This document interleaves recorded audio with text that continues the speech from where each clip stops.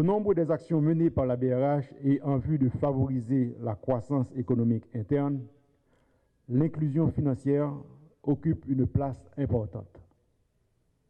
Un grand nombre de personnes en Haïti fonctionnent en dehors du système financier et sont par conséquent privés de services financiers, ce qui conduit sur le plan économique à une grande inégalité, bien que nous soyons tous égaux devant la loi. En tant que régulateur du système financier, la BRH tient à faciliter l'adéquation entre l'offre et la demande pour assurer l'accès aux services et produits financiers à la population et ainsi lui faire bénéficier des services et de produits adaptés. Pour y parvenir, le rôle des coopératives et en particulier la fédération se révèle prépondérant. En offrant ces services aux particuliers et aux PME, le secteur des coopératives joue un rôle important en permettant d'avoir des répercussions positives sur la finance accessible à tous et servant d'outil stratégique majeur pour les décideurs. C'est ainsi que la BRH a conjugué ses efforts pour mettre à la disposition de la Fédération quelques instruments financiers devant permettre de paver la voie au changement et à la modernisation des coopératives d'épargne et de crédit. Je vais commencer par parler de SPI. Jeudi, nous permettre que coopératives capables, tant que n'importe qui institution financière, fait un transfert de compte li à compte n'importe qui est dans le système financier. Chambre de compensation, nous fait parler de chambre de compensation. Chambre de compensation, et me féliciter le levier, c'est la première étape en fait pour coopératives pour inclure en fait dans le système financier traditionnel et permettre à leurs sociétaires d'avoir accès au système de compensation. Nous avons un projet de modernisation des coopératives. Nous sommes conscients que les coûts de télécommunication sont coûts extrêmement importants pour les coopératives.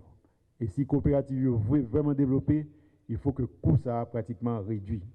C'est dans ce sens que, en BRH, nous avons un projet qui a, en fait, le projet est piloté par la DGCP pour que nous modernisions les coopératives et permettre que les coopératives aient accès à un système satellite, côté que le coût de communication, tout simplement, à virtuellement zéro. Notre intégration à la Chambre de compensation n'est-ce pas une preuve palpable? 10 ans, tranche dimensionnelle d'un idéal de changement et d'amélioration du standing. 10 ans, temps de révision de notre passé afin de corriger les faiblesses, les bavures, les manquements en vue de cheminer d'un pied sûr vers l'avant.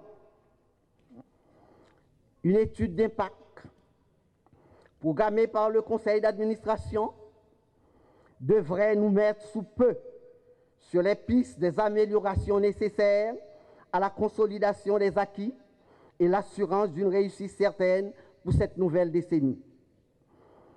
Mesdames, Messieurs, le levier sollicite votre confiance et votre appartenance à un réseau. Bien que de nos jours, faire confiance se révèle assez difficile, pour ne pas dire impossible. Déception, mensonges ou paroles non tenues entraînent méfiance et prudence, raison bien fondée pour observer une indifférence à toute invitation. Mais attention, tout n'est pas faux. Les exceptions sont rares, mais elles existent et font autorité. Je profite de l'occasion pour remercier les autorités étatiques, particulièrement le CNC et la BRH, nos deux institutions de tutelle, les organismes partenaires, DID, BID, USAID, etc.